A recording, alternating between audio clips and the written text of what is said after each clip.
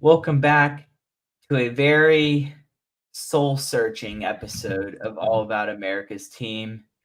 We are here to discuss everyone's favorite disaster, the Dallas Cowboys. I'm Ray Nickens, joined with, as always, Owen the Chico. and I don't know how to sugarcoat it, but that was pathetic what we saw on Sunday night. Let's just you know, I'm just gonna give the floor to Owen. He's gonna share some news and then we'll talk about it.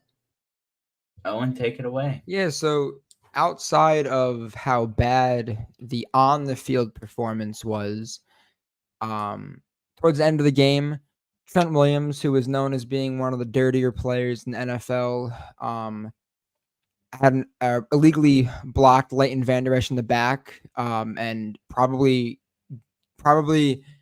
injured Leighton Vander Esch injured his neck. And if for anyone that doesn't know about Leighton Vander Esch's injury history, he had a neck problem in college at Boise State, and then he also injured it early on in his career in Dallas. And this is the second time he's injured it, and he'll be on the IR, and he may have to retire. Like, retiring is on the table, I would assume, because two neck injuries is not good. And I'm going to say this, and they are nowhere near on the same playing field, but this is eerily similar to the Sean Lee um, history, where both players were leaders of the defense, and Leighton Vander Esch has been one of the better defenders on this team, and we never really got to see how good they could be. And the last time that we saw a great Vander Esch was in 2018, his rookie year, and then he got injured, and then it's been a bunch of ups and downs with him because of injury history. Kavonte Turpin has a high ankle sprain, and basically he had the same injury that happened to Tony Pollard in the playoffs last year, but Pollard broke his ankle or fractured it, and Turpin just has a high ankle sprain. But there is hope that he will be back for after the bye going up against the Rams. Um, I think that is all. Bland hurt himself, but he went back in. Um, I think that was all, but this is Tuesday night, and Dallas first practices on Wednesday, so in like 10 hours, and then we're going to get a injury report tomorrow. So that means that when Ray and I are back here Thursday or Friday to talk about the Chargers game and our thoughts on that, we'll give a better injury report because Dallas will have reported injuries. But that is all that I think that I have to say. I know that in episodes past I've kind of given my insight, but I've realized the errors of my past, and I am looking forward to what Ray has to say, and then I will respond. But this is probably going to be a very, very short episode, a very just, and Dan Quinn wore all black to the game on Sunday, and this was going to be a very all about America's team all black edition. Just wearing all black in and out just like it was Dallas's funeral. Just in and out, and this is it. So Ray, I will be going on mute so that you are uninterrupted and you can have the floor to yourself, and then I can give my little pieces of insight, and then we can just exit as we came in, very quiet. And Thursday is a new day. Friday is a new day. So all about America's team, Nick Cowboys Nation. You'll be hearing back from me in like 15, 20 minutes. But Ray, Well, I don't plan on taking 20 minutes, I hope.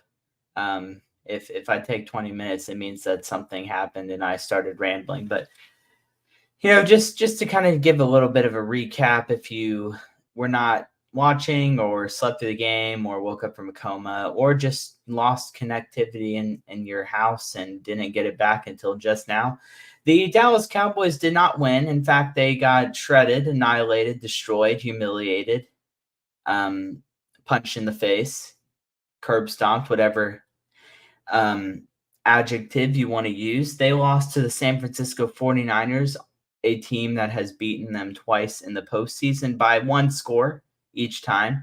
They lost to them 42-10 on Sunday night, with the entire world pretty much watching. And for a game that players have talked about being important to them, coaches talking about being important to them, the media talking about how important it is for Dallas, us talking about how important it was for Dallas. It was very shocking how flat some players came out for this game, how soft the team looked, how quickly they gave up, how pathetic the leaders of the team played on the offensive side and the defensive side of the ball.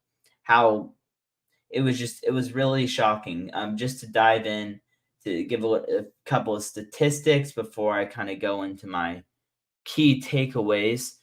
We'll start with Dallas on offense. Dak Prescott had a very pathetic 14-23 for 153 yards, 6.4 yards per attempt, 1 touchdown, 3 interceptions. Those 3 interceptions came on back-to-back drives. The total Dak Prescott way. And then we have Tony Pollard, 8 carries for 29 yards and a fumble, and didn't really get him going at all. CeeDee Lamb didn't really even throw him the ball, 4 catches for 49 yards. Maybe it would have helped them to, target their number 1 wide receiver, not like he was going up against Deion Sanders on every side of the field. And then we have Kamonte Turpin, who had the one highlight reel on the offense. He had 1 catch for 29 yards and a touchdown. It's amazing what happens when you push the ball down the field, how great things happen. Unfortunately, we only tried it a couple of times.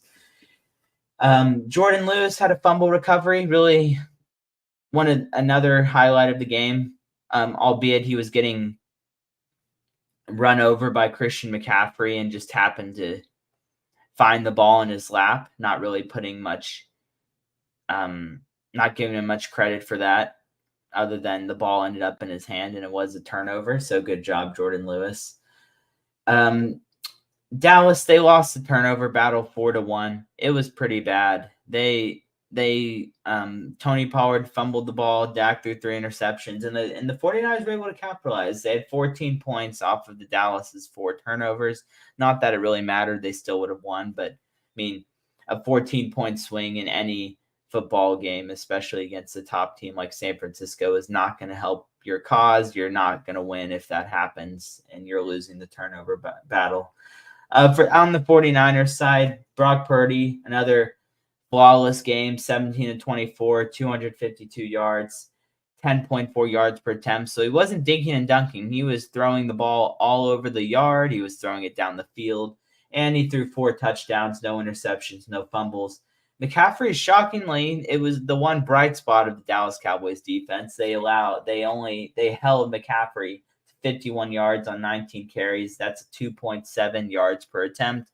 He was not really a factor in this game. Jordan Mason, the backup, 10 carries for 69 yards.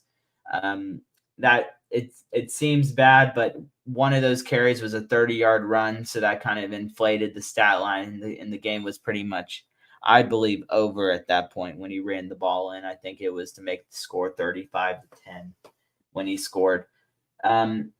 And then on the receiving side, Kittle, of course, the three of the 4 touchdown passes, 3 catches, 67 yards, 3 touchdowns. Ayuk, 4 catches, 58 yards. Samuel, 3 catches, 55. And then Kyle Juszczyk, a 1 touchdown. So they got the fullback in the mix. How nice of the Cowboys to allow Kyle Juszczyk to get a little bit of spotlight. Not really. It's just pathetic. And then we have on the defensive side of the ball, Fred Warner, 1 forced fumble, 1 interception. He had a pretty fantastic game. Oren Burks, 1 interception. To Sean Gibson, Sr., 1 interception. So those are the stats.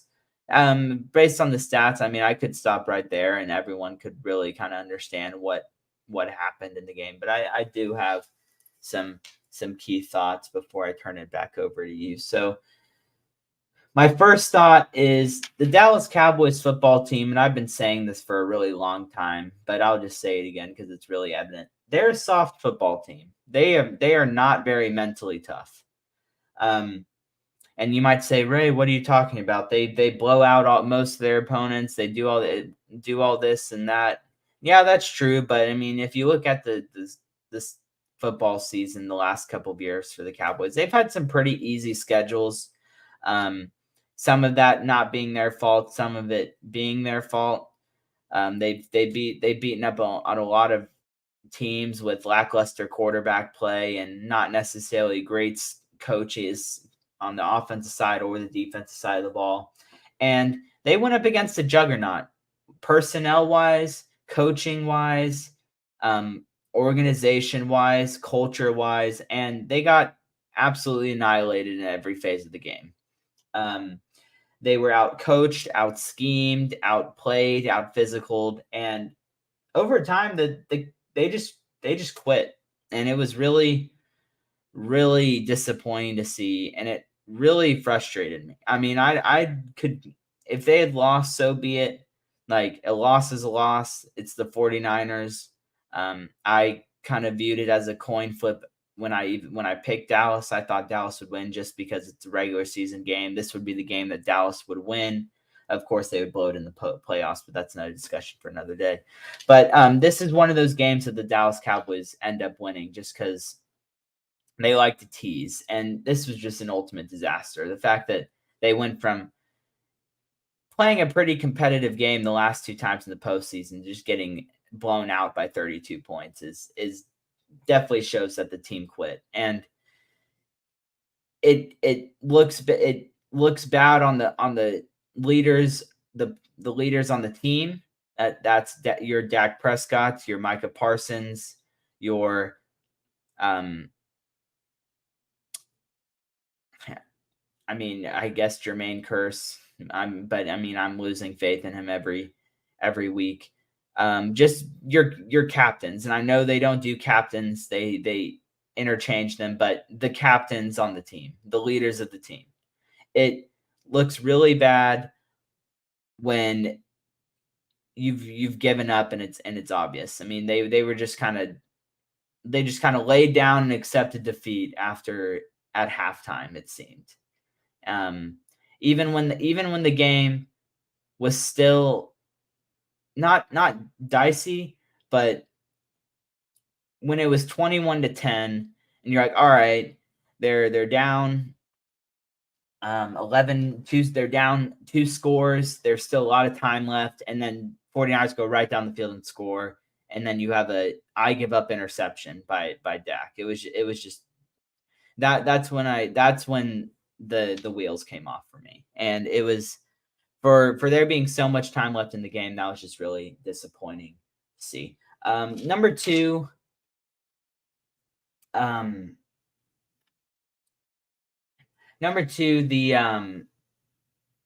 offense is a disaster. I predicted this. This is why I brought back the Trojan horse from one of our first couple of episodes this season. The offense is a Trojan horse. Why do I say that? Well, I mean, you think of who's on the offense. You have Tony Pollard, who is a breakout player the last couple of years. Dak Prescott, some consider him to being a top 5 quarterback, top 10 quarterback. He's paid a lot of money. He's been in the league a long time. He's put up a lot of numbers, put up a lot of stats. He's respected by a lot of people. You have CeeDee Lamb, is considered a top 5 wide receiver in the league, at borderline top 10. The offensive line is solid, and then you have Mike McCarthy, who has won a Super Bowl calling plays, who was supposed to revamp the offense, was supposed to turn it all around, to get rid of the deficiencies and the turnovers and all that. It's a Trojan horse. They got fully exposed to what I thought they were, and what I've been trying to say the last couple of weeks as they've shown their struggles and inefficiencies. Let me break it down by quarter first, and then we can go into the numbers for this game. The first quarter, the offense had 4 drives, 10 plays, 3 punts, 1 fumble. What does that mean? 3 3-and-outs, 1 fumble. Second quarter, they had a touchdown and a 3-and-out. Third quarter, field goal, interception. Fourth quarter, interception, punt, touchdown. So, I mean, I'll kind of come back to that, but let me move into the stats. 8 first downs. By the way, keep in mind this is a primetime game against an opponent that's had your number in the postseason. There's a lot of emotional weight in this game, a lot of long-term expectations. The Cowboys team said this meant a lot to them. 8 first downs. That can't happen at all, especially when you're going up against an offense as good as the 49ers offense. You have to do something on offense to even give your defense a chance to get a little rest and kind of, at least have time to make an adjustment from possession to possession.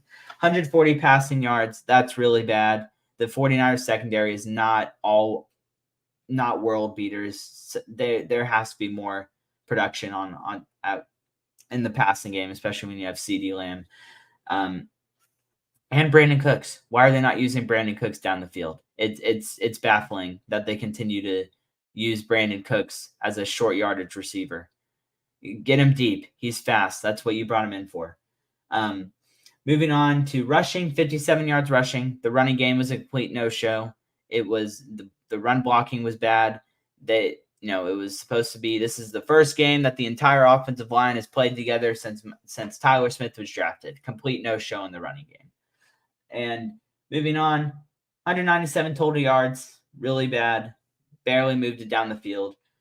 4 of 11 on third down, 36%.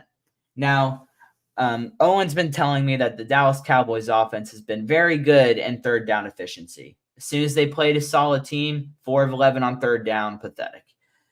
0 red zone attempts. So at least they fixed the red zone this week. Nope, they didn't. They just didn't even make it to the 20. Really bad. And then finally, last but not least, 22 minutes and 50 seconds of the 60 minutes, which is a 38% time of possession, meaning that the 49ers offense was on the field 62% of the game. And how I know the defense did not do their best. They played pretty poorly. They had a lot of mistakes, and they did a lot of really bad things and really disappointing.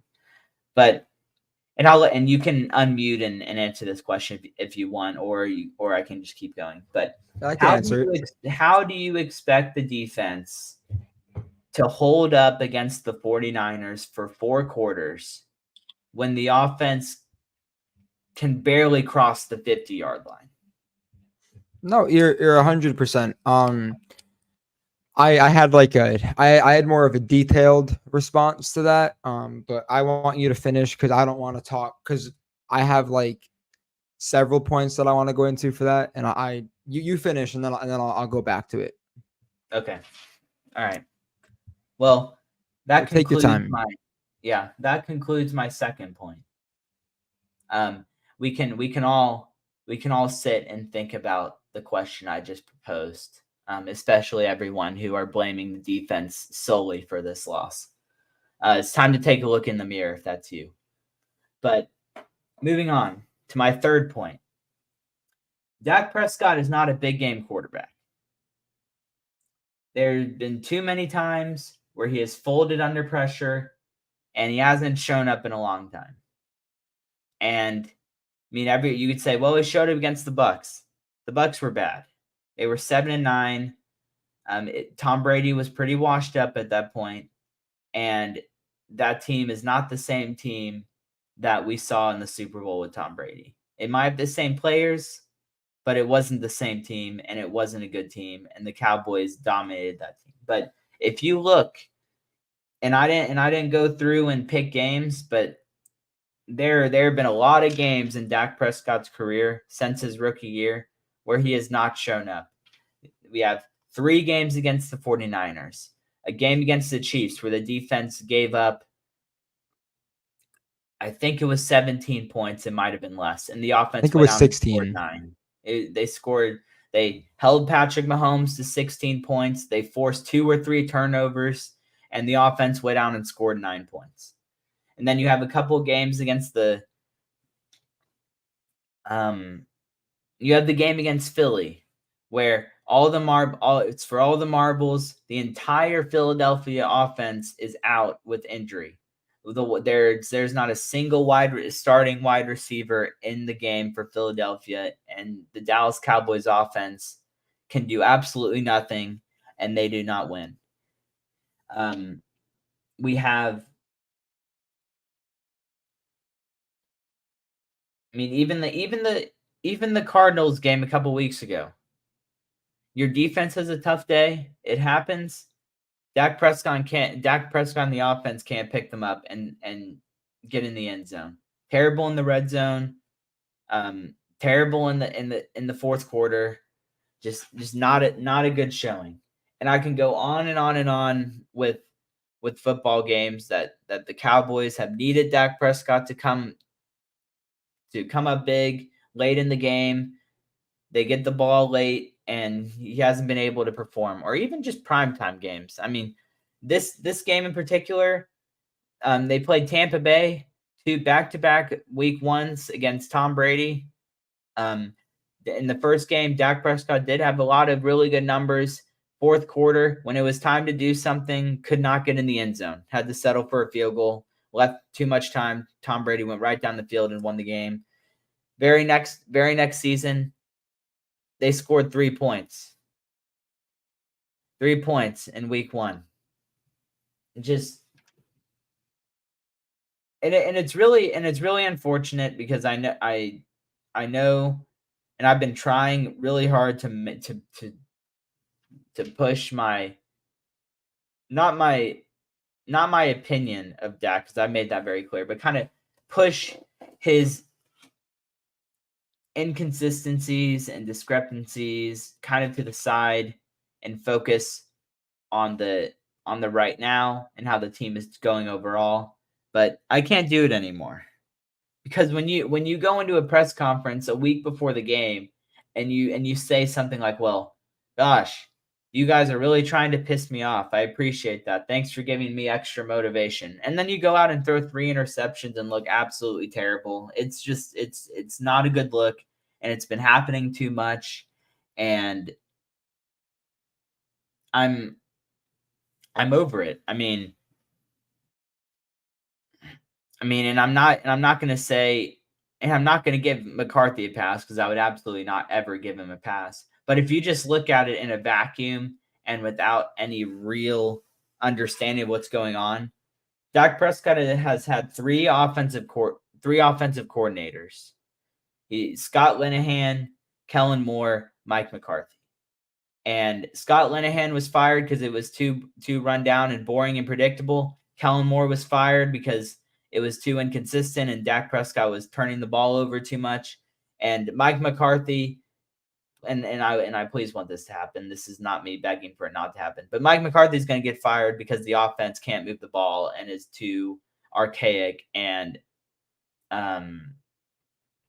not predictable, but too conservative. Like, at what point are we going to have to look in the mirror and say there's one common denominator in all 3 of these offenses, and it's the quarterback? And the quarterback's got to take a lion's share of the blame, because he's the guy running the offense. He's the guy getting paid $40 million. It's going to next year. It's going to be a lot more. And at some point, they're going to have to consider moving on. And I know Owen says it's going to be difficult, that you can't cut him, blah, blah, blah. But if the Dallas Cowboys can get a trade from somebody and get draft compensation, I would try and do that after this season if they either miss the playoffs, which I don't think will happen, or lose in the first round, which I think is much more likely. So that's kind of my third point. Finally, my last point is Mike McCarthy as a play caller was never going to work. It's not working, and it needs to stop. I would be okay with Schottenheimer taking over the play calling, because I don't want Mike McCarthy calling plays anymore. His offense looks exactly like it did in Green Bay. Dan Orlovsky mentioned on his show that there was a couple of situations based on their formation where he knew exactly what the Cowboys were going to run, and apparently Kyle Shanahan and their defensive coordinator, I'm blanking on his name, but they prepared them to know exactly what the Cowboys were going to run based on their formations. Another thing he mentioned is there's little to no motion in the Cowboys offense. It's very stagnant, very spread out, very easy to decipher what personnel they're in, what potential plays they could run. And with a smart defense, with a smart coaching staff who prepares their players well and a lot of smart players, it's very easy to kind of process what the possibilities of what the Cowboys are going to run. So it's not a good spot for the Cowboys, and they got to look at at another alternative. And I don't want to see McCarthy getting any more than a year, and which it being this year. I don't want them saying let's give him another chance. I don't want him staying on. I want him gone immediately. I wish it was immediately, but I know that's not going to happen. But just kind of to move on from that, Mike McCarthy, Dan Quinn, Brian Schottenheimer, John Fossil, what the hell do you do during the week? Like, it's baffling how unprepared the team was for this game.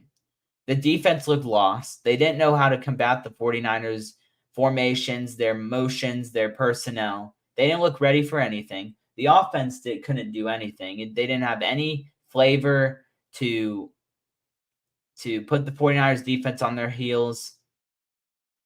I mean, you're not practicing till Wednesday. Surely you're in the offices on Monday and Tuesday game planning and watching tape and prepping a game plan for the game. I mean, like how did you go from losing a 1-score game to getting blown out by 32 points?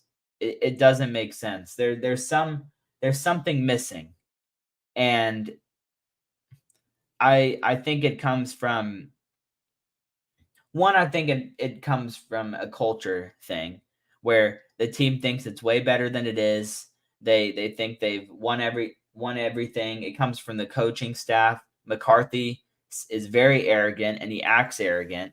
I don't know if Dan Quinn's arrogant, but it comes off that way with how, his flavor and how amped up he gets and all that. And it's when you get blown out 32-10 in a game this meaningful to an opponent that's kicked your ass 2 straight years in the playoffs, it comes from a point of culture and the character of your football team. And if I were Jerry Jones, I would be starting my head coaching search right now. I don't care if the Cowboys go 13-4 and make the divisional round and lose. I don't care if they don't win another game. I'm moving on from the head coach after this year unless they win a Super Bowl championship. Just because of the character problem, just because of the culture problem, and it needs to be fixed. So finally, what I want to say this on the defense because I feel like it does need to be said. This is just kind of an overall paragraph that I wrote. I'm just going to read it. So, in the first quarter, the defense made it tough for San Francisco for the first 15 minutes. The trick play, I'll write off because that was just a well-designed play, and I'm not going to blame the defense for getting tricked. A lot of defenses would have gotten tricked by that play. They just did a good job of scheming, knowing that the Cowboys were like hell-bent on stopping McCaffrey. And so they used that to their advantage. But overall, in the end, the offense has to pick up the defense when they have a bad day. You have to get in the end zone. You have to move the ball. And you have to put pressure on the Brock Purdy and the 49ers offense. You can't give a number one offense that much cushion and that much to freelance and just kind of play free. It's not setting yourself up for success. I mean, and overall, I mean, the defense played really bad, but they're going up against the number one offense and the number one statistical quarterback in the league. So the biggest concern for me is the fact that the Cowboys offense is 0-2 and keeping up and lifting up their defense in both games where their defense is not played to their top 2 standards. So that's where I'll leave it. Well, thank you, Ray. This is probably one of the games where I after the Arizona loss, I was like kind of down in the dumps. I didn't really, I picked Dallas to win. I didn't really expect that game to happen. But for whatever reason, I just felt that Dallas was going to have a hard time against this team. So I'm going to give some outside sources first, and then I'll kind of go from within. So earlier today, scrolling through Twitter like I normally do, and I saw that Kurt Warner posted a breakdown of the Dallas offense. And the caption was basically like, you can blame, and for Ray and people who are listening, please do not take this as me deflecting blame from Dak. I think that Dak is to blame for a lot, and I will get into that. Please do not take that. Just I'm giving everything right now. So just let me wrap everything up, put a bow on it, and then I'll close. So Kurt Warner was breaking down the Dallas offense on one of the interceptions, or two of the interceptions. He broke down the Michael Gallup tipped interception, and he broke down the late interception and late in the game. So the first interception and the first and the third, I think. The only he didn't break down the deep ball. So the first interception, and Ray, I'm gonna say this to you. I apologize. I am out on Gallup until proven otherwise. The slant was he's done this recently, very lazy slant routes, and he allows the cornerback to kind of get in his face and basically run the route for him. So the read was not bad, but the route was bad. And I understand why Dak has faith in Gallup. I don't know if that's the smartest thing to do right now, because that's not really Gallup's game, or never really was. But so the first interception, I'm out on Gallup. And Kurt Warner also broke the third interception down, and Dallas was on the short side of the field, and they had two players running slants.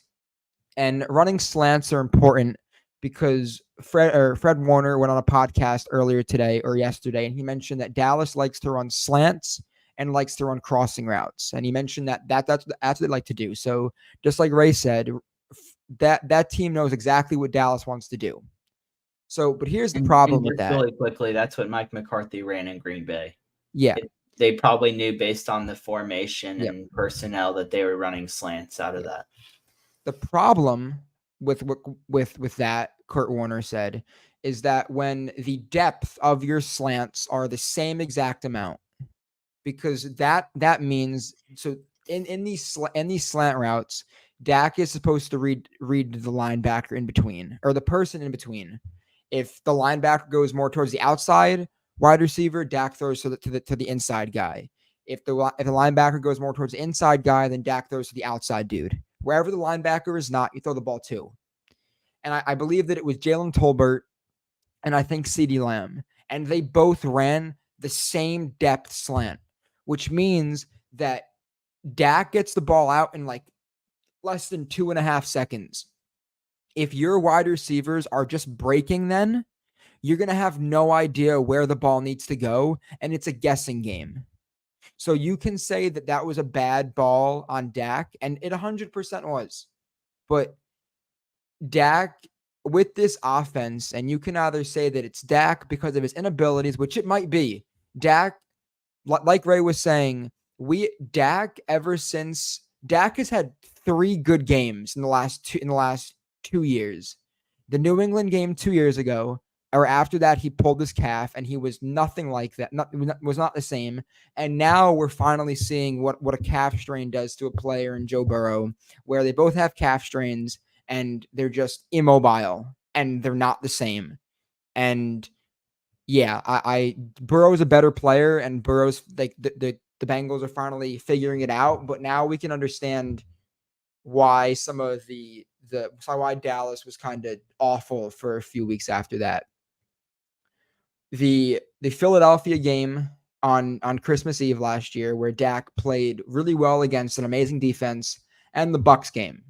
Those, in my head, as of right now, without going through game by game, have been 3 of Dak's best games, and 3 of his only like vintage games in the last 3 years.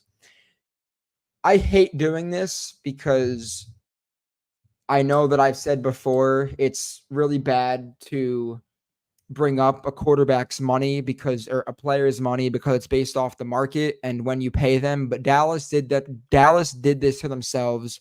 Dallas prolonged this, and they could have had him for like $20 million in his third year, but they decided not to. So I'm going to bring it up. If you're a $40 million quarterback, and if you're getting paid with Daniel Jones for the 10th most in the league, you are expected to make these throws. And when your defense does not perform well, you are expected to rise to the occasion. And that has not happened recently, or that has not happened in a very long time. And it is sad to see that, in my opinion, the days of Dak being, 3 years ago in 2019, Dak almost threw for 5,000 yards and he had 30 some odd interceptions. 30 some odd touchdowns. Those days are well behind him. And it's sad to see a player who never really whose peak was never what it should be, because in my opinion, Dak's peak was the year that he tore his ankle. And you can say that it was going to be a bunch of garbage yards, but Deshaun Watson had a bunch of quote unquote garbage yards in his 4 or 5 win game, and people called him the next best thing. And Dak was well on his way to doing that and breaking. He was on his way to break a lot of records, and it was not sustainable. But Dallas and Dak wasted Dak. So two of his interceptions, I'm going to blame on play calling, but also you can give it to Dak 50-50. The first interception is on Gallup, in my opinion. The third interception is on Mike McCarthy. And the second one is just Dak throwing up a prayer, and it was an overthrow. So Dak did not have a good game in any stretch of the imagination, and neither did the play calling. Was awful. If you want to take Dak out of the equation, I wrote some things down. I also found this funny. Puka Nacua almost had as many receiving yards as Dak had passing yards last game, or on Sunday night, which is very sad. And you can call it whatever you want, but I remember when Sam Darnold, his rookie year, he said that he was seeing ghosts. Dak sees ghosts whenever San Francisco is on the calendar. Fred Warner is his father on the field, and it is sad to see. I have no idea why you tried attacking Fred Warner, because you're not going to beat him.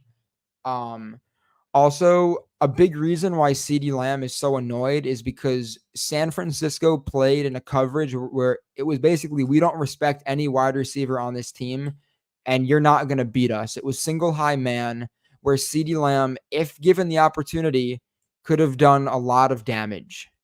And Des Bryant, who has become more active on Cowboys Twitter, mentioned that he remembers when he was in contract years and he would not get the ball until the third quarter because of money. And he alluded to the fact that it was because of the Joneses, and called him upstairs, something that I've thought was a thing, because Des Bryant was a heck of a lot more of a force on offense than CeeDee Lamb was.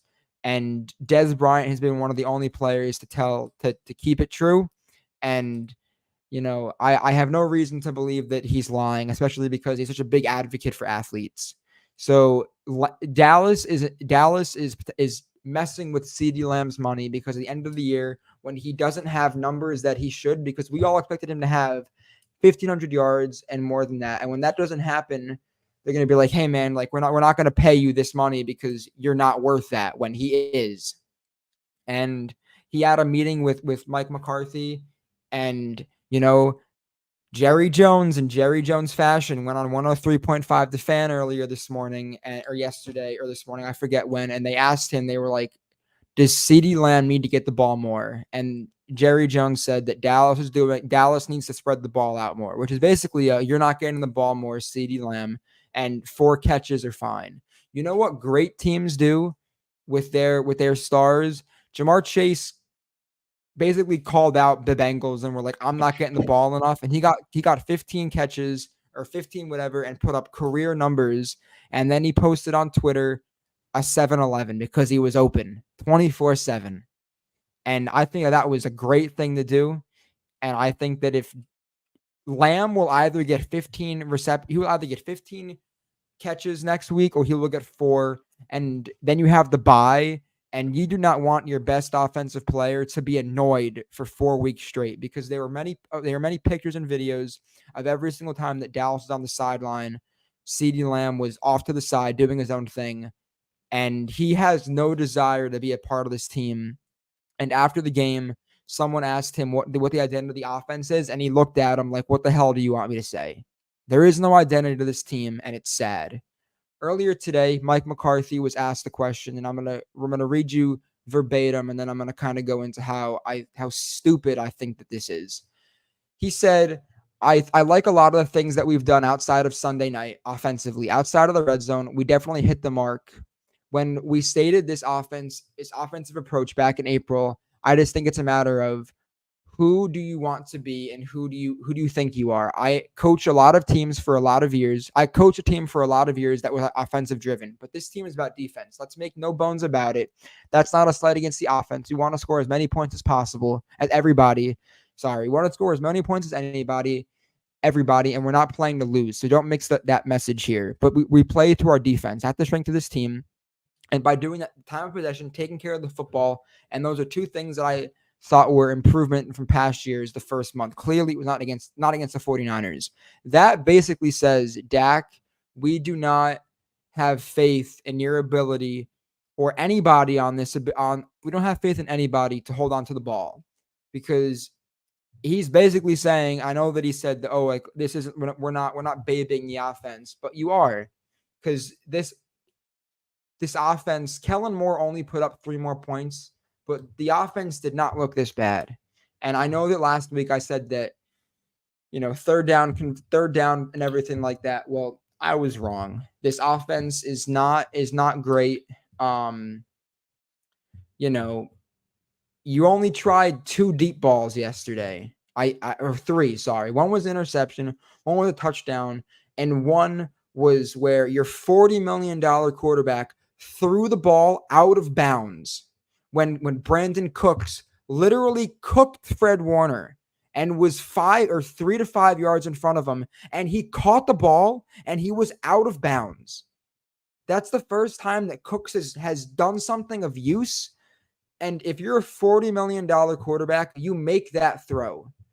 Also, Terrence Steele, who you just paid, had a passing grade of 8. I think a trash can could have done a better job against Nick Bosa. Terrence Steele gave up 8 pressures yesterday. This team was awful on Sunday. It was all around awful. And I know that it's very easy for everybody to blame Dak. And yes, Dak deserves a lot of the blame, but there are 10 other players on this offense who played like crap. And if Dak plays well and your right tackle is getting smoked, and if other things happen, you still don't win that game. Now, let's go into the game. And then I know I'm going on a rant, and it's fine. It's fine. So there were plenty of plays where Dallas just decided we're not going to win this game. We have no desire to win this game. Number 1, the score was 14-7, and it was in the 8.5 minutes left in the second quarter. Dallas stops San Francisco on San Francisco's 46-yard line. It was an incomplete pass to McCaffrey. And guess what? There was an unnecessary roughness penalty on Donovan Wilson and a taunting penalty on Jaron Kearse. The people in the booth said that both penalties should have been on Kearse. If you are that dude and you say you're that dude and you complain on Twitter that you are the tight end stopper, you don't do that. You also don't line up out of bounds, line up and are offsides in the beginning of the game. If you are that dude and if you are a competent football player, because you can blame coaching all you want, but if you have a brain cell, you should realize, hey, I'm way closer to the line of scrimmage than I should be, and it's inexcusable. Also, the offense had no desire to win this game because you punted on your own 42-yard lines with 2 minutes left in the game on 4th and 2. Dallas had an opportunity to score then and then get the ball at halftime, and it could have been a 21-all game. And they punted the ball on 4th and 2. Granted, they probably would not have converted, but please act like you want to win. Because McCarthy, you saying we're not playing not to win. Well, you can say all the right things like this damn team does all the time, but your on the field performance says otherwise. If you have that little faith in your quarterback, then please, for the love of all things that are good, start Trey Lance so at least that we can see what he has and we can be awful this year. Because there is no sense in playing a quarterback who you have no faith in and who your coach has no faith in and paying him 15% of your overall cap number for him to play awful.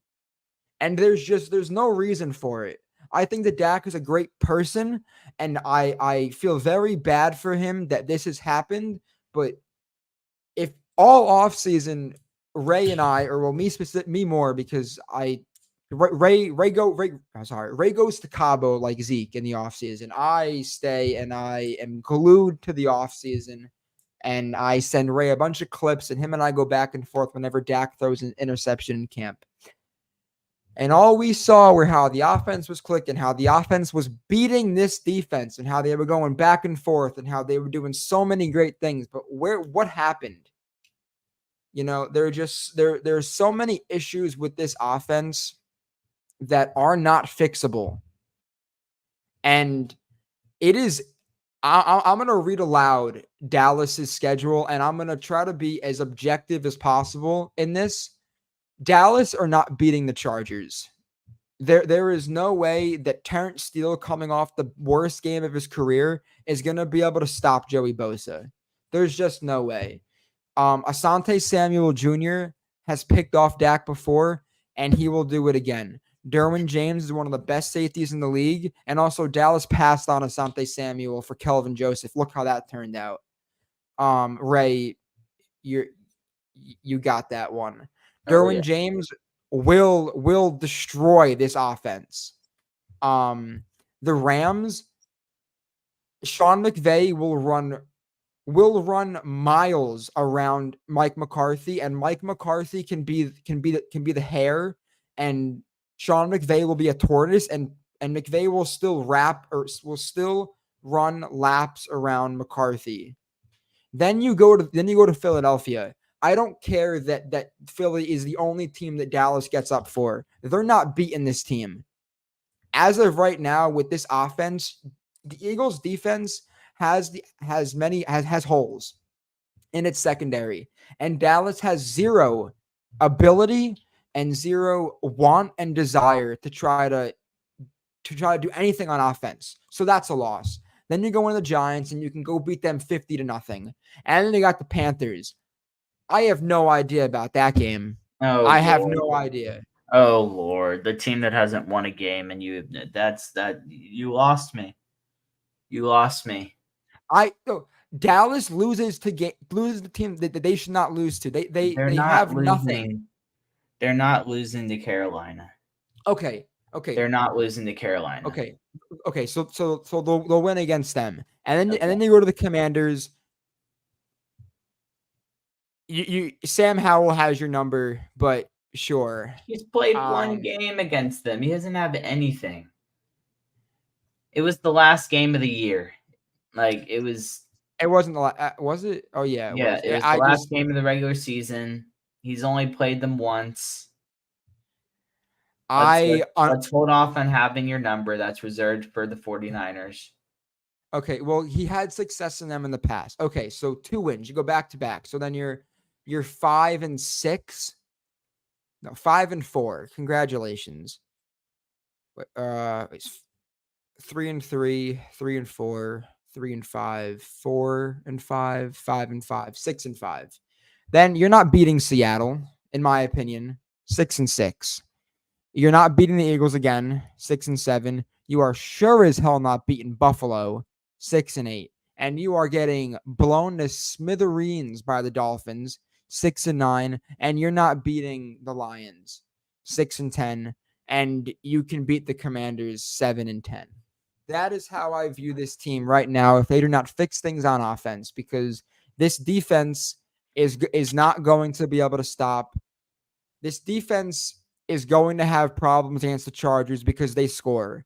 The Rams, because they have Cup now, and you can throw whoever you want on Cup, and Puka is gonna, you just two wide receivers, and Bland I have trust in, but I have no idea what you can do with Gilmore. The Dolphins, please, it's not gonna happen. Buffalo, I have a very hard time believing that. And the Lions with their rookie tight end, if Curse doesn't step up and act like he knows how to play football like he has shown in the past, it's what if this defense struggles at all in any game, as of right now, you are not winning that game. Because either because of Dak's lack of ability, talent, or just Mike McCarthy being Mike McCarthy. And I think it's a little bit of both because of the play design. And Kurt Warner, if any of you or Ray especially have 5 minutes, I would strongly suggest you go listen to his breakdown, because he also goes into how the Bengals do it, and that's how you're supposed to do it. You're supposed to have the inside guy or the outside guy make a quicker slant or just go in a few yards shorter, so then you can make a decision. It's like Madden. You don't, kids our age and younger, a 14-year-old on Madden knows not to do that. And I don't really have much else to say. Let me see what else I saved. If it matters, Tyron Smith was your best blocking tackle at a 74, and your next best tacking grade on PFF was Tyler Smith at a 52, Zach Martin with a 50, Tyler Biotish was a 45, and Terrence Steele had an 8.4, and he gave up 3 quarterback hits and 8 pressures. Tyron gave up 2 pressures. Tyler Smith gave up 1 pressure. Zach Martin gave up 2, and Biotish gave up 2. I don't care who your quarterback is. That's not good. Outside of the quarterback position, you are not winning football with this happening. You are not winning football when, where was it? I think I said something where Michael Gallup was the 70. I saved it somewhere. He was like the 70 something. Here it is. Michael Gallup ranks 75th among 88 qualified wide receivers in separation percentage against single coverage. CeeDee Lamb on the other hand ranks 6th in that same metric. At some point in time, Michael Gallup is going to start losing playing time to Tolbert because Turpin can't. He's a high ankle sprain, and maybe Brooks can, the rookie, the 7th round pick, but Gallup is going to start losing playing time. I like Gallup a lot. He's done great in the past, but I'm slowly realizing that we're Dallas Cowboy fans. We're not Dak Prescott fans. We're not Michael Gallup fans. We're not any other thing. We are Dallas Cowboy fans. And on the defensive side of the ball, Micah has this, any player that is a podcast, they talk about a lot of different things. They talk about who they're playing. Micah had 1 pressure, and that was it. And he had the audacity to, and I got the message coming out of class or leaving yesterday from class that said, Michael Parsons is live on Bleacher Report, and I was like, oh, this is going to be good. Sometimes you just got to read the room, be like, hey, I'm going to call out sick today. I played like crap, and I'm going to call it sick today. But no, he went on live, and he was rambling about how Jalen Carter is the defensive player of the year. And he was like, man, he was like, I really wish that the Raiders picked him. He was like, who'd the Raiders pick? They were like, that guy's been lazy. He's done nothing for him. It'd really be great if the Raiders had Jalen Carter. And I was like, buddy, you're the last person to talk about another player has been performing because you played bad and the rest of your team played bad. And then he went in to say that we have the same level of talent as San Francisco, and that, because George Kittle wore the shirt, F Dallas, which was a great shirt, by the way, a phenomenal shirt. Congratulations. Ray and I haven't done this in a while, but congratulations, George Kittle. Phenomenal. And he had the audacity. Clapping for George. Okay, well, I'll clap. And he had the audacity to say, laugh now, cry later. And Deebo Samuel was on Good Morning Football or whatever he was with Kay Adams, and Kay Adams asked him, what'd you think? And he was like, we're going to beat you worse next time if we see you again. So San Francisco has zero fear in playing a Dallas team, and Dallas is San Francisco's in the club. Dallas is outside the club, on their tippy toes, looking in, acting like they're in the club, and they're not. And Dallas is talking like they're in the club, and they're not. If Dallas even makes it to the divisional round, the last team they want to see are the 49ers. So as of right now, Dallas has kissed away the division because you've lost to the Cardinals, which is an NFC opponent, which screws over your ability to do well. You have to beat the crappy NFC opponents, and you've lost to the 49ers, which means that if for some odd reason Dallas has a great season this year, that you're not gonna jump them up if you have the same record. So Dallas basically has to hope that the Eagles can beat San Francisco when they play each other, and that Dallas will end up playing Dallas will win in the wild card, and that the Eagles will beat, or that whoever beats who, but that Dallas will have to go to the championship game in Philadelphia. That is what Dallas is hoping for. And it's kind of sad that as of right now, your ability to get to a playoff game or to a championship postseason game is hoping that the 49ers collapse. And it's sad. The 49ers have given up multiple sacks in multiple games, and your only sack came from Jaron Kearse in the second half. Micah, where were you? DeMarcus Lawrence, where were you? Sam Williams, where were you? Dante Fowler, where were you? Osa Odigizua, you had four pressures. Just get home. And also, this is great roster building by Jerry and the gang. Now that Leighton Vander Esch is gone, Dallas has one linebacker on the active roster. You know how phenomenal that is? That's great.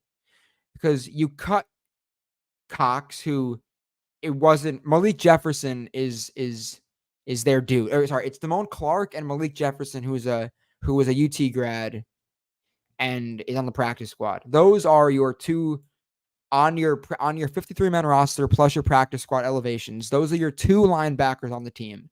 You have another linebacker on the team. If they bring that up, that's great. So as of right now, you have three linebackers in the building, and only one of them has played, and none of them are experienced at all, which means that you're going to play Micah at linebacker, which devalues your defense. It completely wipes away your ability to throw stunts and have Micah run around all the time. And also, why was Micah on Trent Williams half the game? That's the stupidest thing you could possibly do, is have your best player on their best player. Put them on your worst player. Have DeMarcus Lawrence or Sam Williams go be thrown to the ground. Not Trent Williams. Not Micah Parsons. And I'm sure that Ray's yawning or thinking all the better things that he could do. But I haven't yawned yet. I'm trying. Ultimately, take it all. And ultimately, in closing, this was not a short episode like I thought it would be. Um, this team, you will win when this team wants to play defense and acts like it can play defense, and you will lose when they cannot play defense. And because as of right now, they're playing scared on offense. Um, I think it's really sad that you're on your own 42. It's 4th and 2 with 2 minutes left, and you punt, and then you get the ball back, and you do nothing with it. Within like a minute later, you do nothing with it. Um, a decision needs to be made rather quickly. Dallas either needs to decide that they want Dak for the next year, or they need Mike McCarthy, because these two do not gel in the slightest. And I think that if Dallas does not figure this out quickly, CeeDee Lamb will want out. And also, you can't trade Dak because Dak has a no trade clause, and he will probably not want to go anywhere unless it's to like the Bucks or like a really good team that needs a quarterback. So Atlanta, call us, give us Pitts. So you kind of just messed up. You kind of messed yourself up. Kellen Moore and Mike McCarthy had two very different ideas of what an offense was and what they wanted. And I think that it was the smart move for Dallas to get rid of Kellen Moore. But, you know, sometimes, hindsight's 2020. And I think that it would have been better to keep Kellen Moore for the year, up his contract to a year.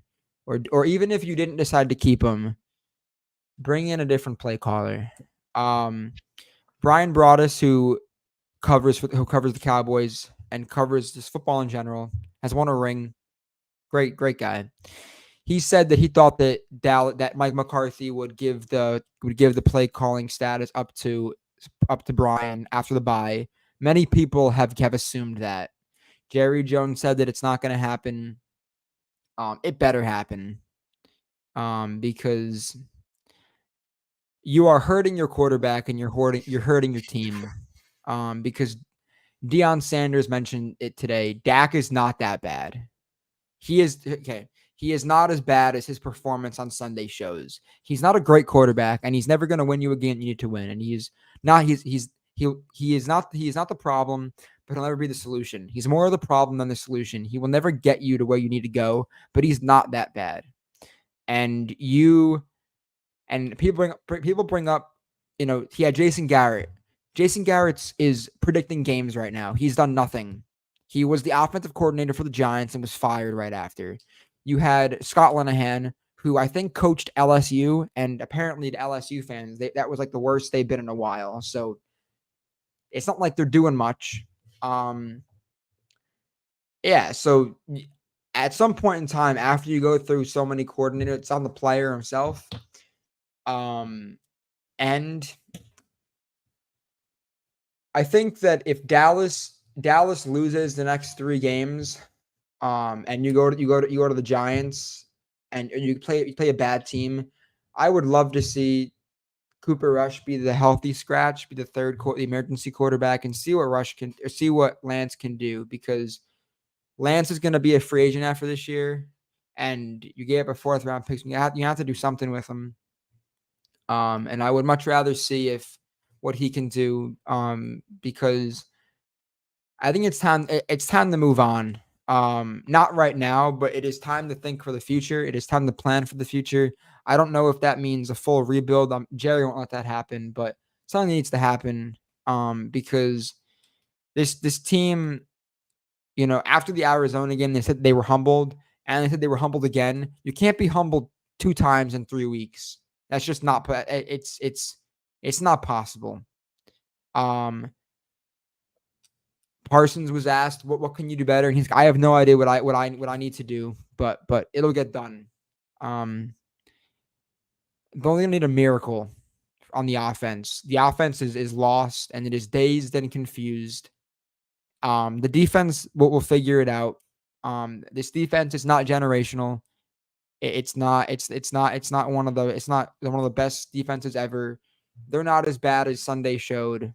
Um, in the begin and like the defense, like Ray said, put the offense in a position to win the game in the beginning of the game, but after the offense couldn't do anything and Dallas was on the field, or Dallas defense was on the field for basically, like Ray said, a majority of the game.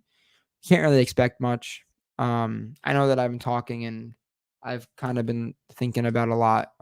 Just like over like the last like few hours, trying to figure out how exactly to go into this like without emotions. And I think I did. I know I hope that something that I said made sense to someone.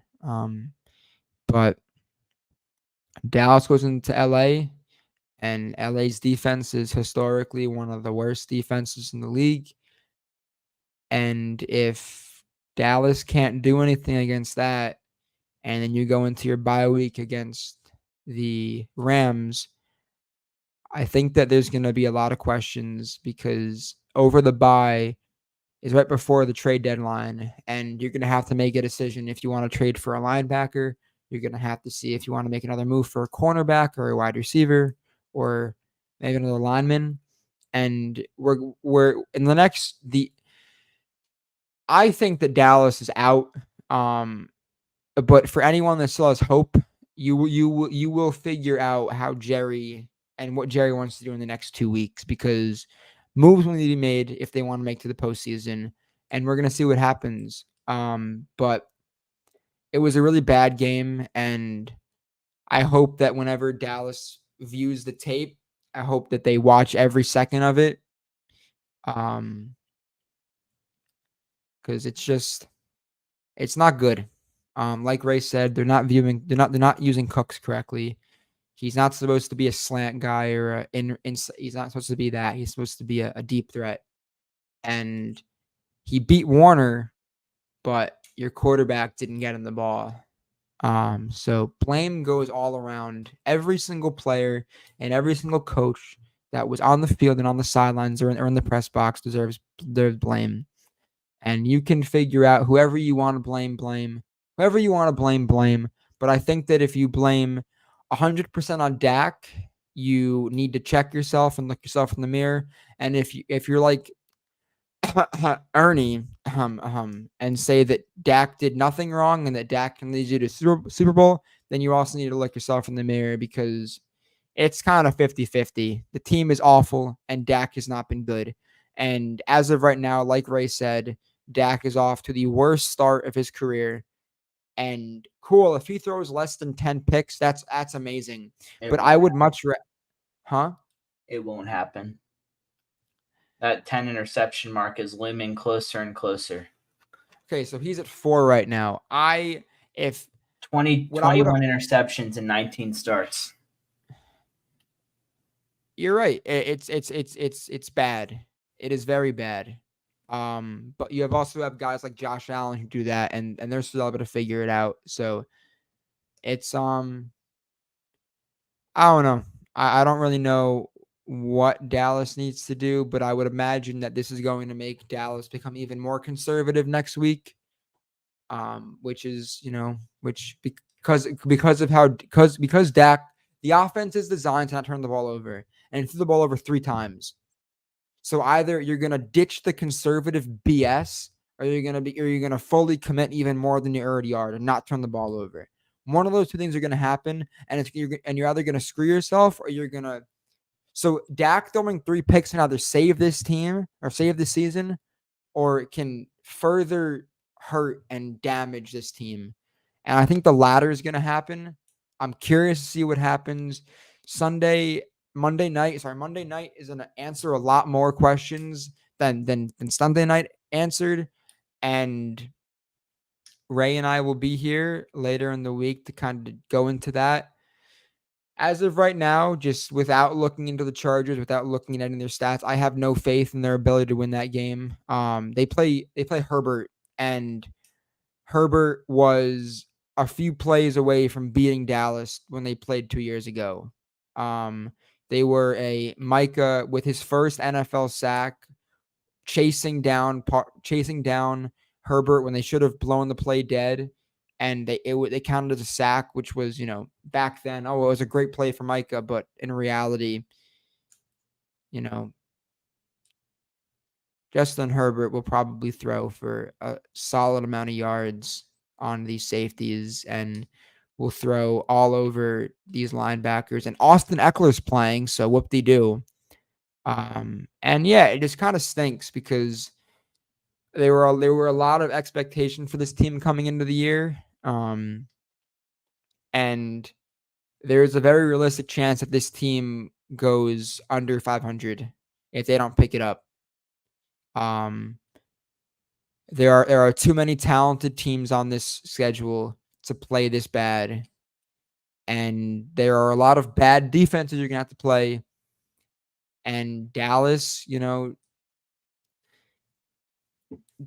don't think they have the ability to do anything, which is sad because this isn't the 90s anymore when you can have a really bad offense and a really good defense and win. And it's sad as a fan to watch because there's not much hope. And Dallas, unless they do have a really bad year, is probably, going to have a pick in the 20s, and they're going to probably end up picking another developmental guy like they did in this past draft. Your first round pick is a developmental guy in Mozzie Smith.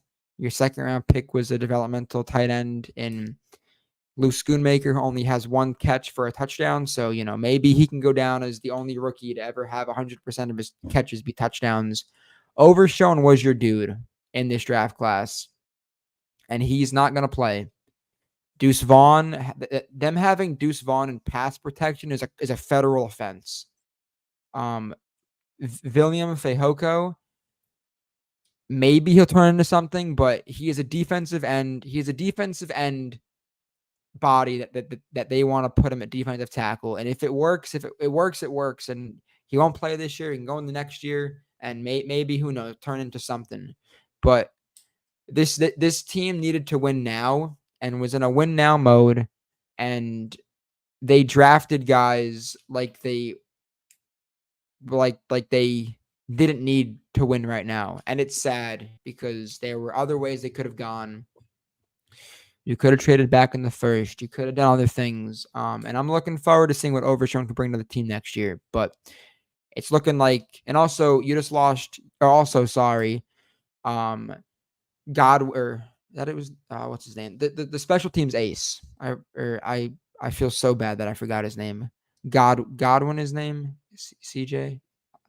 The special teams ace tore his pectoral muscle, and he's done for the year. So you're only getting worse injury wise in all three phases to a team that's bad.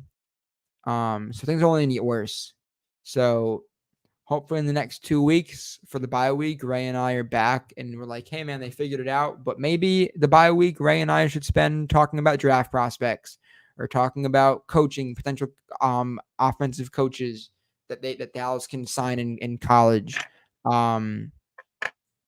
Funny enough, I was last night I was studying for an exam and I took like 30 minutes, or I took like an hour or two after I finished, and I got a Instagram notification that a popular Dallas fan page went live on Instagram, and they were talking about potential coaches next year, and they said that a really good, like a Dallas move would be to either hire Vic Fangio, who is part of the Dolphins right now.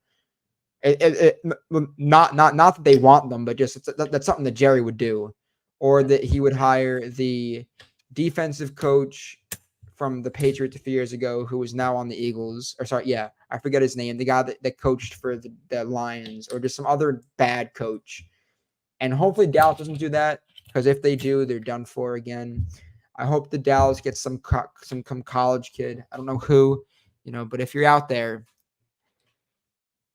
I wish the best for you, and I hope that you wear the star cap.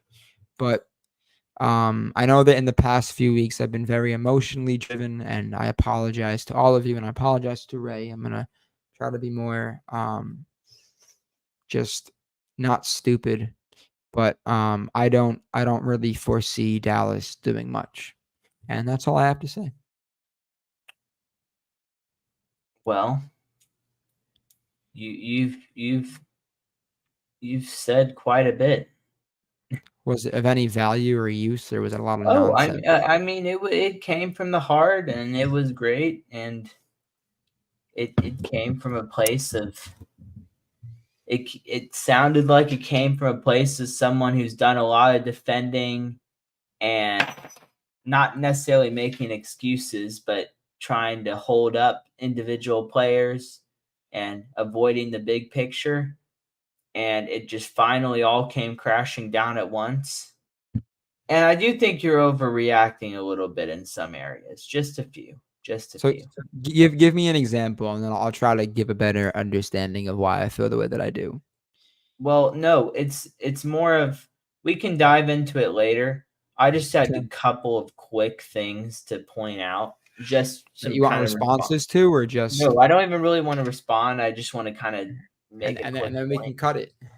Um, so the first point, this is very off topic. The thing you mentioned about Dez saying that they withheld him the ball in contract years. 3 straight seasons, 2012 through 2014, Des Bryant caught over 90 passes for 1,300 yards, and his lowest touchdown was 12.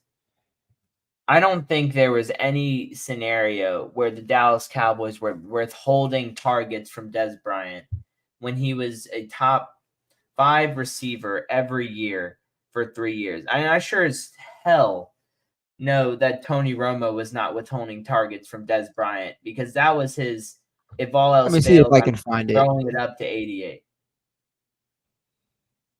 Huh? Let me see if I can find it, because I know what you're saying. Okay, I so mean, I'll read it to you. I'm sure Des Bryant has some sort of truth. No, But I'm I telling just want to read it to you so you can understand like what he means, and maybe the way that I interpret it was wrong. So Jerry Jones said, I don't know about that. What I want to see is the ball spread around to several wide receivers and tight ends. And Dez said, why put 88 on his back? CD got to touch the ball more. Dan Orlovsky said, I watched the Bengals throw the ball to Chase in the game without T. Higgins, and the whole defense knew they were throwing the Chase 19 times. 19 times. CD gets used like a wide receiver 3.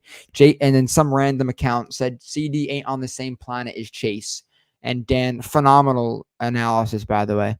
Dan said, hard to say he is, but also isn't used in the same way that he can or should be. I'm not saying CD is in the same is on that level player wise, but he's better than he's being used as. And then Des Bryant quote tweeted it and said, "Trust me, I know about I know about outplaying your contract." Then out of nowhere, not seeing the ball until the third quarter. That's the business side of the game. That's what he said. I have no idea what he's alluding to, but I took that as when it is money time, and Dallas has a tendency to try to lowball people, that's what it was. Maybe I'm wrong. But I thought that was interesting because Dez has been more vocal than normal on Twitter, and he even said that he wanted Dallas to bring him on as a red zone just coach and to just help in any form. But I don't want to talk for any more than take away from your time. So just give your points, and we can wrap it up. Okay, well, just to kind of close on that point before I move on, that very well may be true, but I know when Des Bryant goes to sleep and thinks back, he knows that number 9 threw him a lot of passes that probably should not have been thrown to him, but he was like, it's Des Bryant. He's going to catch the ball. And the numbers show that. The numbers show that Des Bryant was the guy.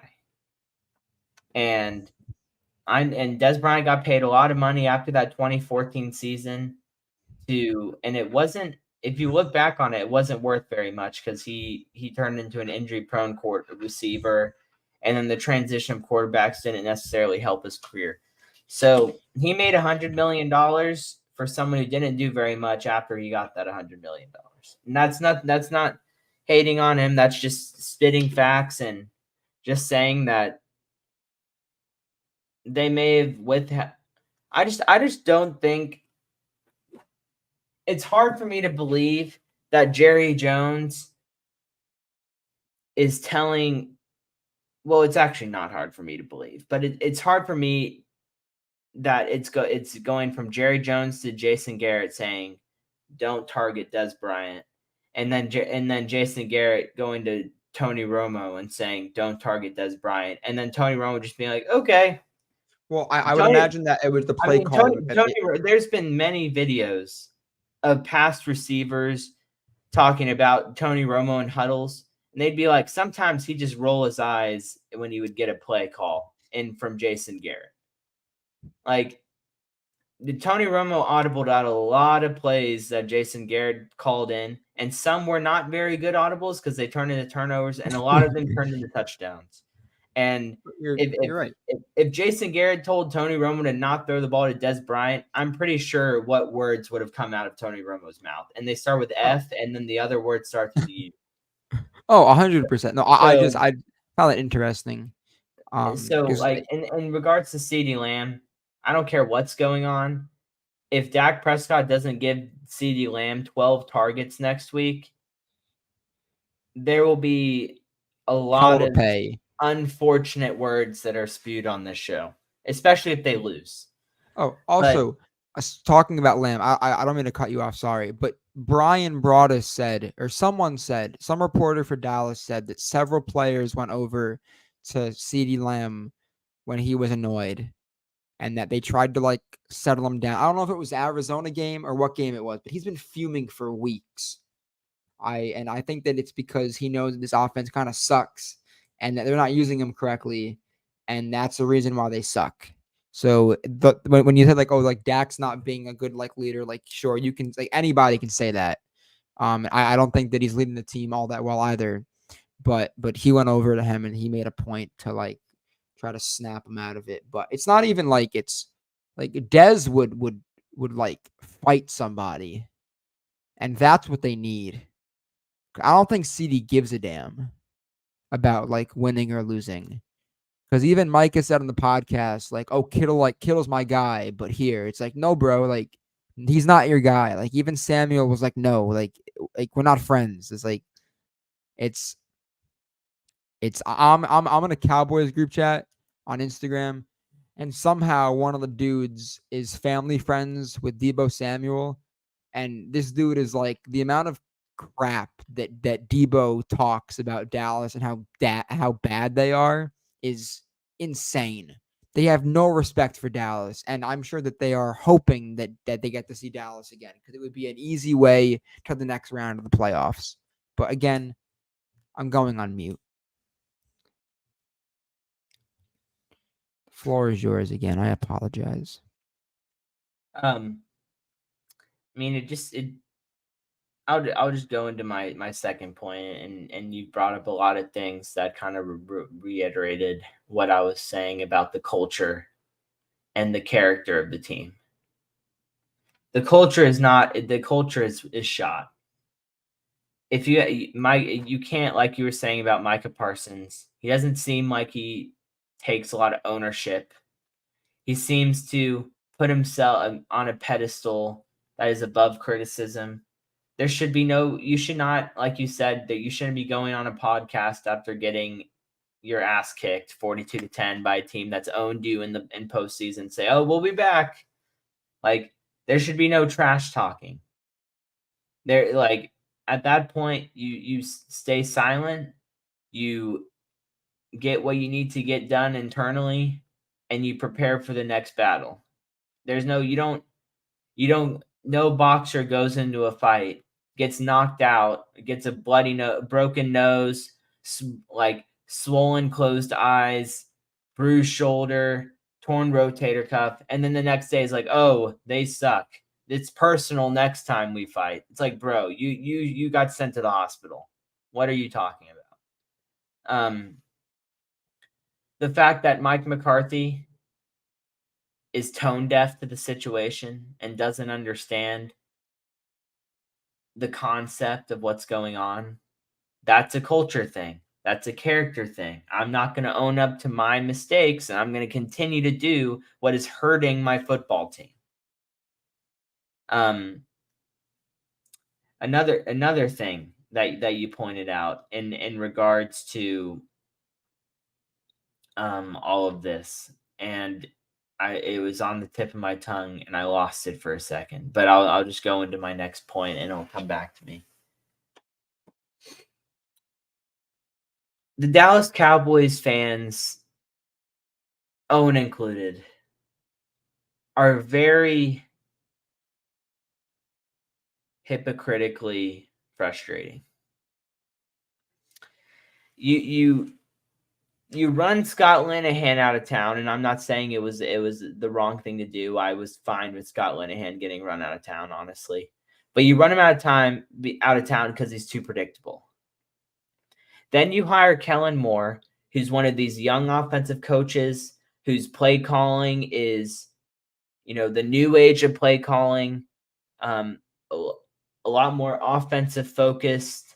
The schemes are much different, modernized, more heavy passing, more longer, deeper concepts. And then the fan base is like, we don't want that. Too many turnovers. The receivers don't know what they're doing. Too many option routes. Too many this and that. It's too confusing. So they get rid of him. Bring in Mike McCarthy. What's everyone doing now? Oh, the offense is too archaic and the defenses are predicting it. It's too conservative, blah, blah, blah. We don't want it. Like, it's impossible to make, like, the Cowboys had statistically the fourth most efficient offense with Kellen Moore calling plays from 2019 through 2022. The Dallas Cowboys now are a middle-of-the-pack efficient team with a horrifyingly bad red zone percentage and a quarterback who has not looked this bad ever in his career. Like, and this is on the fans saying, and this is on the fans, it's on the media. Like, at some point, you gotta find a middle ground. At some point there has to be a middle ground. You can't hate boring and predictable and then hate modernized and it's too hard to follow and process and the receivers don't know what they're doing and they're running in the same area and all that and then you can't turn around and hate, oh, it's too conservative. Like the age of the Scott Linehans and the Jason Garretts and the Mike McCarthys and all those old, worn down, like original play calling styles are done. The West Coast offense, which is what Mike McCarthy is running, is outdated. We have moved on to the Kyle Shanahan West Coast offense, the Mike McDaniels West Coast offense, the Sean McVay West Coast offense. Like we are improving on what worked and making it better. And the Cowboys, they go forwards with their play calling, and then they have a little bit of rough patches. And instead of, being a good culture, holding people accountable, fixing it in the off season, oh, we're just going to dump it and go back to something that's easy. And then they do this and they go this, and then they're going to go back up here, and then they go here. And they're going to keep going up and down and up and down and up and down and up and down. And at some point, yes, Mr. I Owen. just want to make a comment whenever you're done. Oh, but I'm giving you the floor to make your comment. Oh, I don't think that it's either or. I think that there's a middle ground. I think that Mike McCarthy sold us fool's gold in the offseason. He didn't sell me fool's gold. I knew from the Okay, start. well, he sold a large majority of people fool's gold. Kellen Moore, the issue, in my opinion, with him was that it looked great in the regular season, and then you played the 49ers, it looked like crap. And he put up 13 points. We scored 10 last on Monday or on Sunday. So I think it was more of a just because Kellen Moore like efficiently they were great. A lot of that had to do with Dak, in my opinion, because when they had Kellen Moore, okay, can I explain why? No, I well, sure. the Sure. only reason the only reason that I will even say that is because statistically they are one of the worst offenses in the league when Cooper Rush was there, Is Cooper and Rush then a as good soon as quarterback? people were calling for him to take over Dak's job, Well, they're idiots. Cooper Rush and that offense could not. Okay, they complemented each other well, 100%. Nobody's okay. Here. Let me make a quick point. Nobody's backup quarterback, unless it's a situation where it's Joe Montana and Steve Young. But if you're calling Nobody's this, nobody's backup quarterback is going to walk into an offense and the offense is going to stay the same, if not better. The Brock Purdy situation is an anomaly. The only other situation where it was like that was Nick Foles and Carson Wentz, which still I don't think people really understand how that happened. And Joe Montana and Steve Young, and both of those quarterbacks are Hall of Famers and Super Bowl champions. no, all that I meant was that just the play calling,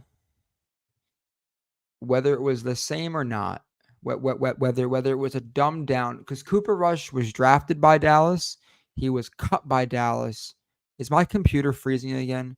Oh, Yes. I'm gonna have a fit. Oh my gosh. Dallas's Dallas drafted or they picked up Cooper Rush, they cut Cooper Rush, and they brought him back. He was always in the building. The offense was not new to him. Um, all that I'm saying is that this offense looks eerily similar to that Kellen Moore Cooper Rush offense. And whether it's A, because Mike McCarthy is this bad of a play caller, B, because Dak is fallen off a cliff, or C, a combination. It's not great.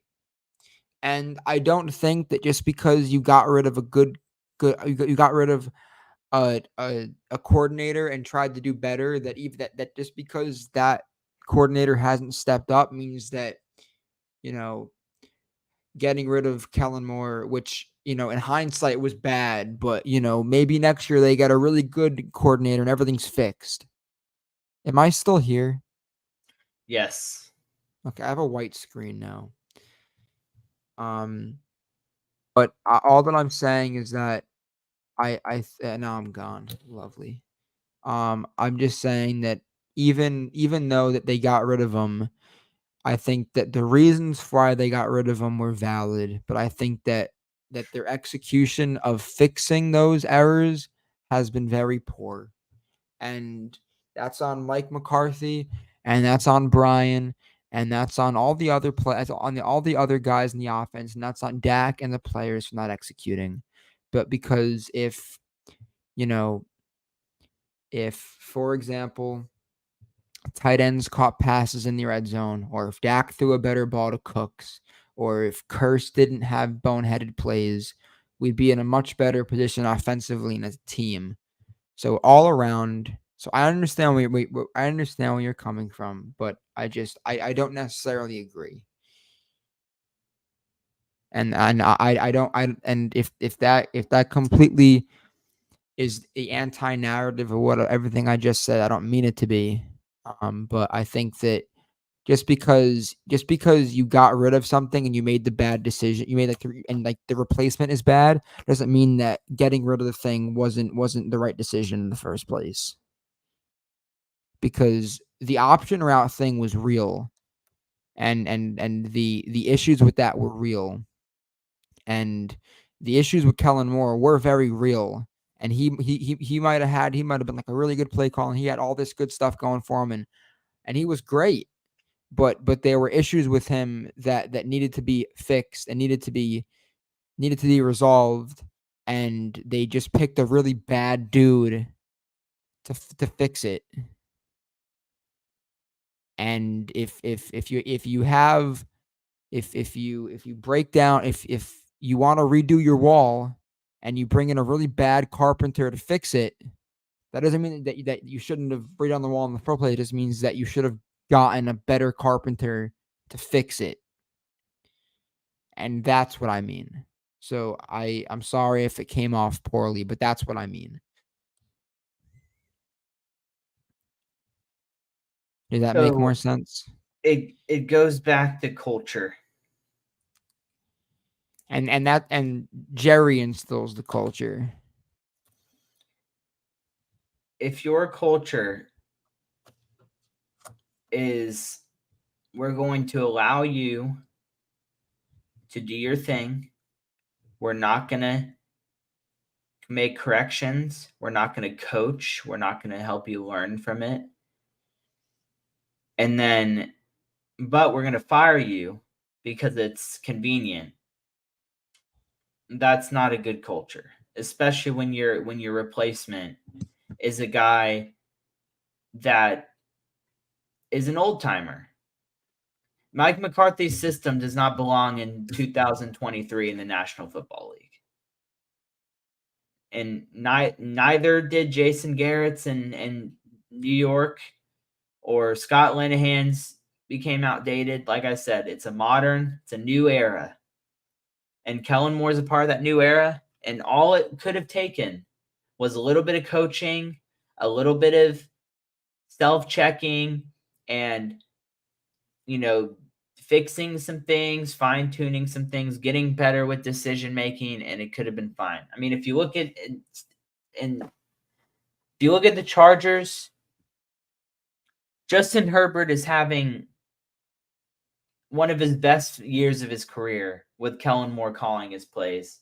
He only has one interception, and while the Chargers their record is 2-3.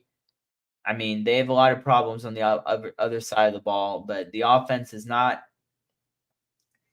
is scoring plenty of points. And if they're, like I said a couple weeks ago, if their defense was average, they would be the same record, if not better, than Dallas. And I think that's what kind of Owen agrees with, considering he's picking the Chargers to win. I think he shares some of that agreement with me, whether or not he believes that Kellen Moore should still be the coordinator in Dallas is here and there. But that's really I'm just kind of using that example for that culture thing, because I mean that's been a problem for years. It's been a problem really since Jimmy Johnson was let go, because of Jerry Jones's ego and his pride and wanting to be viewed as the orchestrator and the architect of all these Super Bowl winning teams. And he's since hired coaches that are puppets and that do his bidding, and that allow Jerry Jones to continue to set this character of, I'm going to talk on the radio 3 times a week and I'm going to say whatever the hell I want. And then now you see Micah Parsons and all these players running their mouths and talking and starting these podcasts and all this crap. And they get burned every single year for doing this nonsense. And at some point there has to be a shift. And like, if you're realistic, the shift's never going to come, because it's the Cowboys and it's Jerry Jones, and there's never going to be a shift. And the last thing I want to say is, look, I'm not going to discredit Kurt Warner. He has a Super Bowl ring. He was the quarterback of the greatest show on turf, and he's a really good quarterback and knows his stuff. But can we stop with the excuses for interceptions? Like, let's just call them interceptions. Dak threw 3 interceptions. Right. I'm If sure the point of the play is to read the linebacker. Owen, I've counted. You've talked 50, like an hour. You've talked an hour of the hour and a half. Let me just get through this point.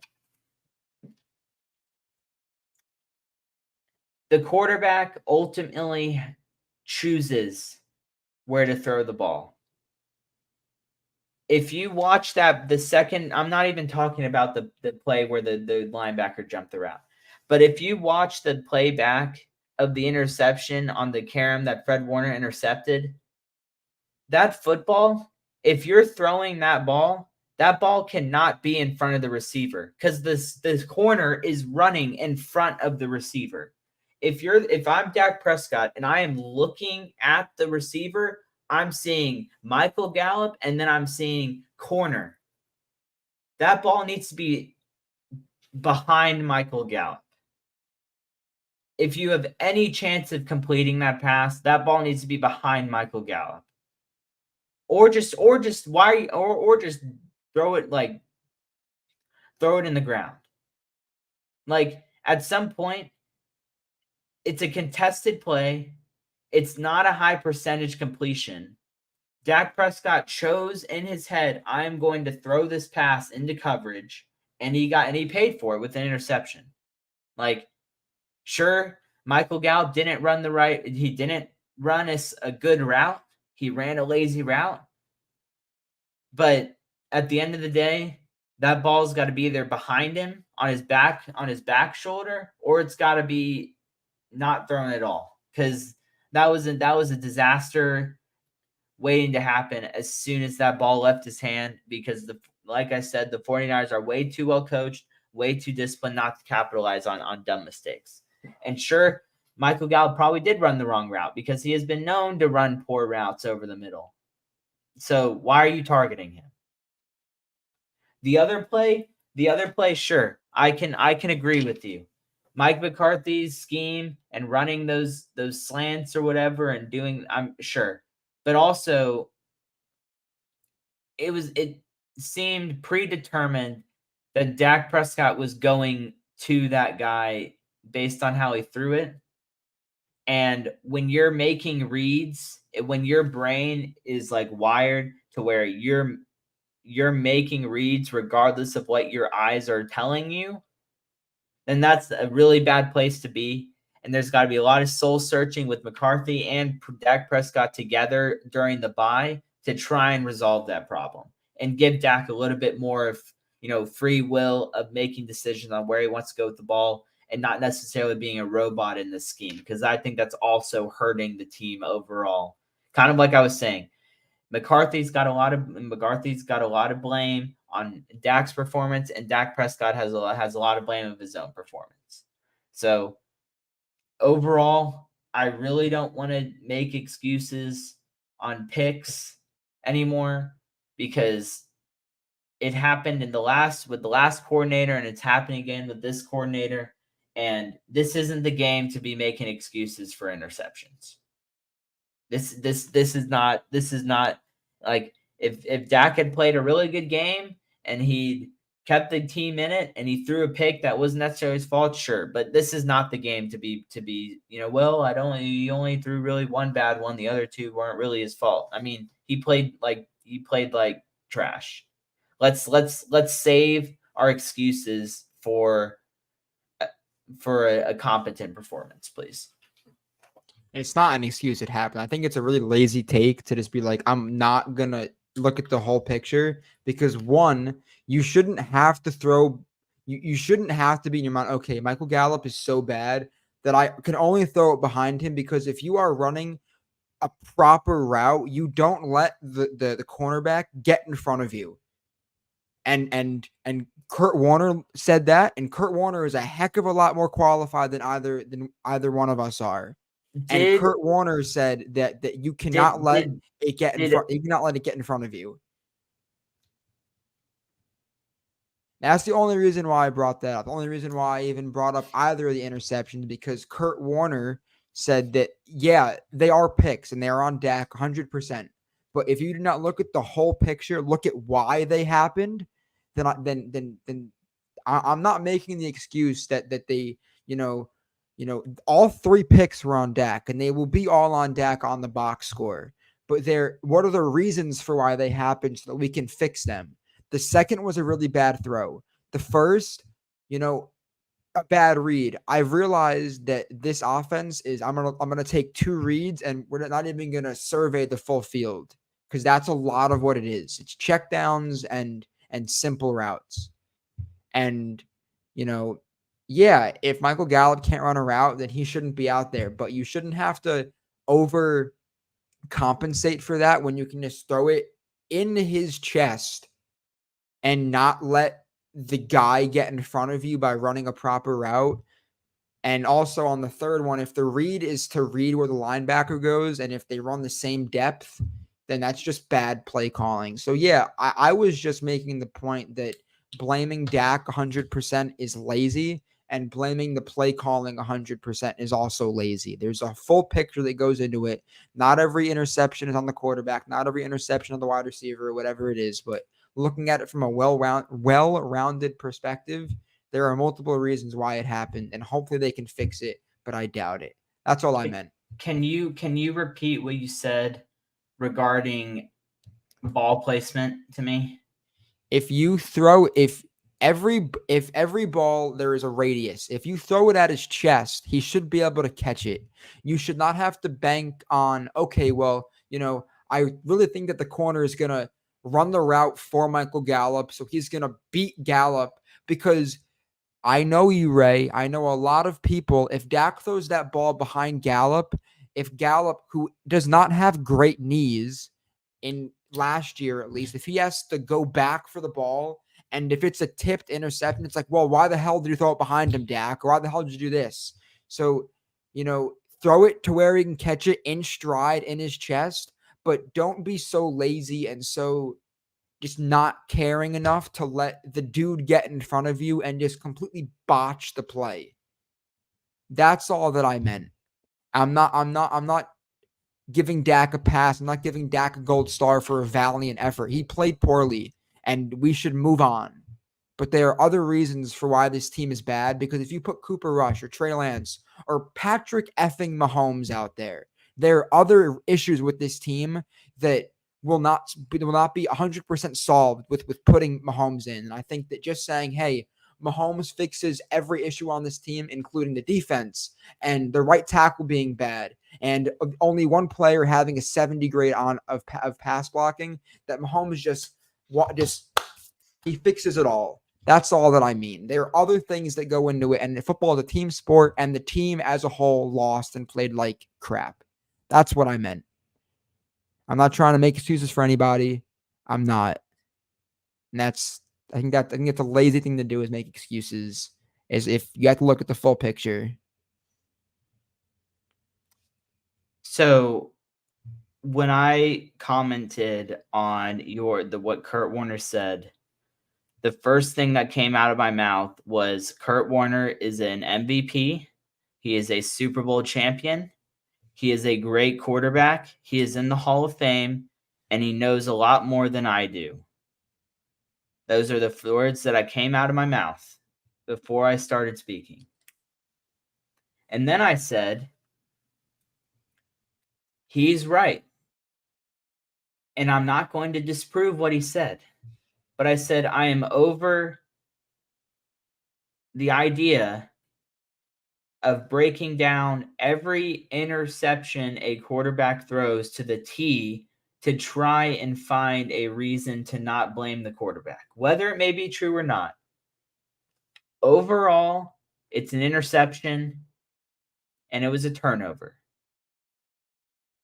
And I even told you, I said the interception, the lurked interception, I'm with you. It probably was not Dak's fault. And then I explained that there needs to be some soul searching between him and the coach, because if Dak is predetermining his read based on what his scheme is calling for and not what his eyes are telling him, then that's a problem.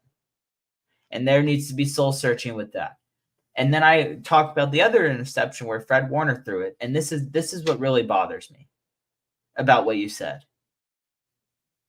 As a quarterback, it is the quarterback's job to adjust in real time to what he's seeing, You see it on you see it. I could give you tape after tape after tape after tape after tape of scenarios where quarterbacks have gone, oh, the corner played this route really well. Let me adjust where I'm putting the ball That way, my receiver is the only person who can make a play on this football. And that's what I was saying. If you watch that play back, the corner is on Gallup's inside shoulder, and the linebacker and Fred Warner is also inside and coming towards the play. If you're going to throw that pass, the ball needs to be placed out of harm's way first and foremost. And regardless if he ran the wrong route, I'm not saying he didn't. Dak Prescott's got this. He's looking at Michael Gallup. Unless he didn't see the corner, which I don't believe. He's looking at the route. He's had plenty of time to stand back there and decide what he was doing. It wasn't a bang play. He's like, oh, let me throw this ball a little bit more towards CD's, not CD's, Gallup. Let me throw it a little bit more to his shoulder, away from the corner, to take the corner out of the play. And guess what? It could even draw pass interference because the corner might play through Gallup and they might throw a flag. That's all I'm saying. On back shoulder plays, oh, the corner is breaking on the inside. Let me throw a back shoulder to give my receiver a better chance to make the play, and the corner is not going to break up the pass. It's the same thing. It's the same concept. So I'm just pushing back on that. Sometimes as a quarterback, you gotta mask your receiver's mistakes, and I don't think Dak does a great job of doing that, as well as some other quarterbacks do. Which is why I say sometimes when things aren't perfect, Dak's flaws come out, as a lot of quarterbacks do. You're seeing that with the not as good quarterbacks all over the league. You're seeing that. But overall, I'm just pushing back on that. I don't think that Dak Prescott should be given a pass for not adjusting where he puts the ball because Michael Gallup ran a route to where the corner was able to run it with him. That's all I'm saying. He chose to put the ball in front of Gallup where the corner had an opportunity to make a play on the ball, and the corner made a play on the ball, and Fred Warner, being the athletic monster he is, intercepted the pass. I just think there's a lot of blame to go around. And to your point, and then we can end it because there's really no point to go back and forth about like not just leaving it as an interception. Then why the hell look at film? That's the whole point, to break down what the issues are, to figure out what the problems are. For you and me talking about, especially in this scenario where the team lost 42-10, we don't need to spend 10 to 15 minutes deciphering why Dak Prescott was not the sole reason and does not deserve 3 interceptions on his He deserves 3. Because I care. I want to understand what happened so that, for myself, because me saying it is gonna satisfy nobody but myself. I'm saying it because I wanted to understand why. I watched the video and I was like, he said a lot of great things, and he's right. But I guess in that issue, if Diggs gets beat 4 times, there is really no reason to break down why he got beat 4 times. Or if when Dallas played against Arizona and they got gashed, there's no reason for either of us to talk about it because it just happened. So I guess that's where we're at now. But I'll do a better job of not spending time talking about that when it happens again against the Chargers or the Rams or the Eagles, wherever else you want to say. But that's all I got, unless you got anything to say.